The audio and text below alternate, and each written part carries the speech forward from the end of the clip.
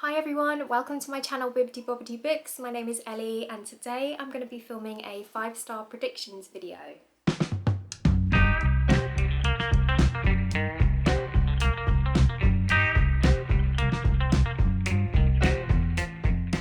So I thought it'd be fun to pull out 5 books from my TBR and talk to you about them. So all of these books I think that I'm going to end up really enjoying, and if I did give them star ratings, I feel like I would probably give them 5 stars. If you're new to my channel, I don't typically give star ratings for my books just because I don't particularly enjoy it.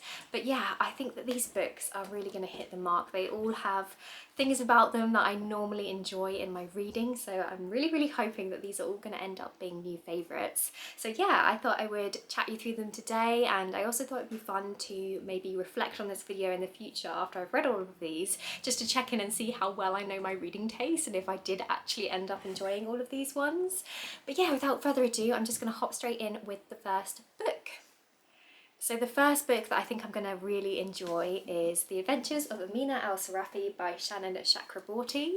So this is the first book in a new adult fantasy series, and the reason why I think I'm going to really enjoy this one is because I really enjoy nautical fantasies, and apparently this is a fantasy about a pirate woman, and it just sounds so fun, so I think I'd really enjoy the setting. But also I know that I enjoy this author's writing. I really loved the Daevabad trilogy by this author, which is another fantasy series that is set in a desert setting, so it's set in 19th century Cairo, I think it is, and I really loved that. I thought the writing was so engaging and fun and fast-paced, so yeah, I'm really looking forward to this one.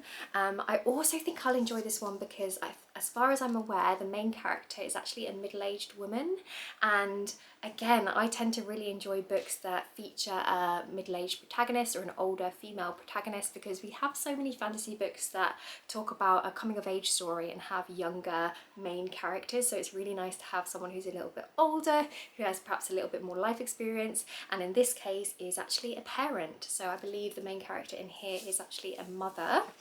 So it says on the inside, Amina AlSarafi has survived backstabbing rogues, vengeful merchant princes, several husbands, and one actual demon to retire peacefully with her family to a life of piety, motherhood, and absolutely nothing that hints of the supernatural. But when she's offered a job no bandit could refuse, she jumps at the chance for one final adventure with her old crew that will make her a legend, and offers a fortune that will secure her and her family's future forever. Yet the deeper Amina dives, the higher the stakes, for there's always risk in wanting to become a legend, to seize one last chance at glory, to savour just a bit more power, and the price might be your very soul.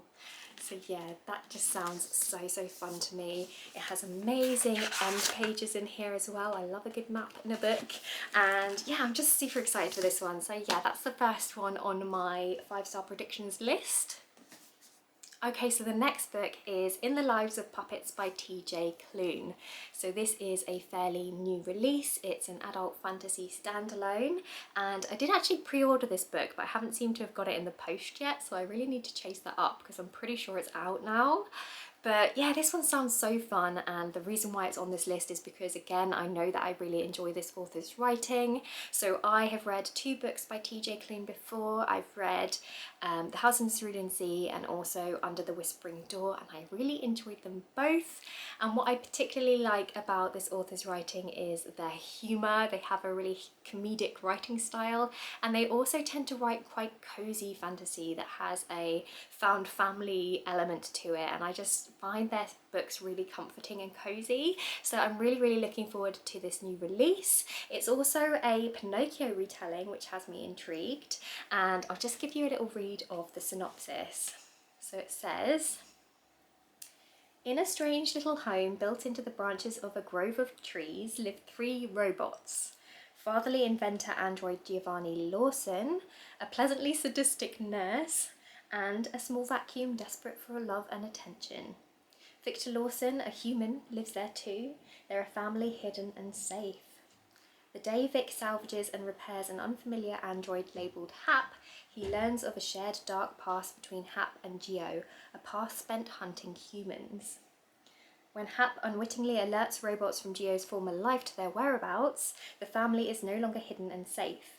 Geo is captured and taken back to his old laboratory in the City of Electric Dreams. So together, the rest of Vic's assembled family must journey across an unforgiving and otherworldly country to rescue Geo from decommission or worse, reprogramming. Along the way to save Geo amid conflicted feelings of betrayal and affection for Hap, Vic must decide for himself, can he accept love with strings attached? How good does that sound? I really, really love the fact that we have these 3 robot characters. They sound really fun, and I'm just really, really looking forward to delving back into TJ Klune's work. Next up we have The Book That Wouldn't Burn by Mark Lawrence. So I haven't actually read from this author before, but I'm putting this book on this list based on the premise alone because I think it sounds so fun. So this is a book about books, and can we just take a moment to appreciate the cover because it's absolutely stunning. So on the inside it says, Evar has lived his whole life trapped within a vast library older than empires and larger than cities. Livera has spent hers in a tiny settlement out on the dust where no one goes and nightmares stalk. The world has never noticed them. That is about to change. And on the back it says, all books, no matter their binding, will fall to dust. The stories they carry may last longer. They might outlive the paper, the library, even the language in which they were first written. The greatest story can reach the stars. So yeah, it doesn't give a whole huge amount away, but I just love the fact that we have a character who was trapped in the library, and it also sounds like it has a little bit of a sinister twist to it as well. There's actually a quote in here from Robin Hobb, who is an author that I do really enjoy, and she has said, if you like dark, you will love Mark Lawrence, and I do enjoy dark.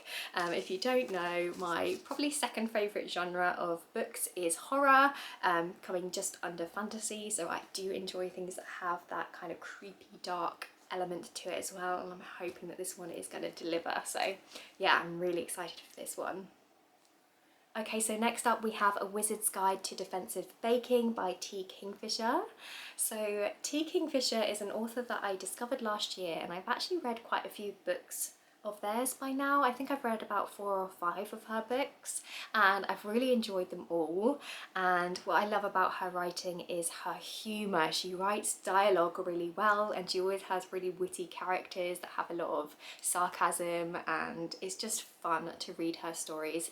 And what I really appreciate about her work as well is that most of the books that I've read by her have been very different, so she can really write diverse fantasy stories, and I just think this one sounds super fun. Another thing that I actually discovered last year is actually cozy fantasy after I read Legends and Lattes by Travis Baldree, and after that book I've been kind of craving something that's similar, something that is a little bit lighter, a little bit just more cozy, and something that breaks up my reading because I tend to read quite a lot of intense books, and I think this one will really fit the bill. So if I give you a little read of the synopsis, it says, 14-year-old Mona isn't like the wizards charged with defending the city. She can't control lightning or speak to water, her familiar is a sourdough starter, and her magic only works on bread. She has a comfortable life in her aunt's bakery making gingerbread men dance. But Mona's life is turned upside down when she finds a dead body on the bakery floor. An assassin is stalking the streets of Mona City, preying on magic folk, and it appears that Mona is his next target. And in an embattled city suddenly bereft of wizards, the assassin may be the least of Mona's worries. So yeah, it does sound like it's got a little bit of a thriller, a little bit of a mystery element to it as well, but I just love the idea of there being a wizard who can only do magic on bread. And she is basically tasked with defending the city as far as I'm aware, and I don't know, it just sounds like such a fun and slightly silly premise, and I think it's going to be a really cozy book as well as a fun read. So yeah, I'm excited for that one. Okay, and the last book on my list is The Hacienda by Isabel Cañas. So the reason why this one is on the list is because I also really enjoy books that have a haunted house setting, particularly if they are historical and have a really gothic feel. So a couple of years ago I read Mexican Gothic by Silvia Moreno Garcia, and I really love that book, and I think The Hacienda sounds like a very similar vibe, and so I think that I'm gonna really love this one. So yeah, it says on the synopsis, Mexican Gothic meets Rebecca in this debut supernatural suspense novel set in the aftermath of the Mexican War of Independence about a remote house, a sinister haunting, and the woman pulled into their clutches. So I feel like from that alone, we're already onto a winner, and I'm 99% sure I'm going to really enjoy this one. And then reading on a little bit further, it says, in the overthrow of the Mexican government, Beatrix's father is executed and her home destroyed. When a handsome man proposes, Beatrix ignores the rumours surrounding his first wife's sudden demise, choosing instead to seize the sanctuary of his estate in the countryside. She will have her home again, no matter the cost. The Hacienda San Isidro is not the sanctuary she imagined. When her husband returns to work in the capital, visions and voices invade Beatrix's sleep. The weight of invisible eyes follows her every move. Her husband's sister, Joanna, scoffs at Beatrix's fears, but why does she refuse to enter the house at night? Why does the cook burn incense at the edge of the kitchen and mark its doorway with strange symbols? What really happened to the first wife? Beatrix knows only two things for certain. Something is wrong with the Hacienda and no one there will help her. Desperate for help, she clings to the young priest Andres as an ally. No ordinary priest, Andres will have to rely on his skills as a witch to fight off the malevolent presence haunting the Hacienda and protect the woman for whom he feels a powerful forbidden attraction. But even he might not be enough to battle the darkness. Far from a refuge, the Hacienda may be Beatrix's doom. How intense does that sound? I think it's going to be such a fun and spooky and eerie read, and I'm super looking forward to it. So yeah, those are 5 books that I think I would give 5 stars to if I gave stars to books.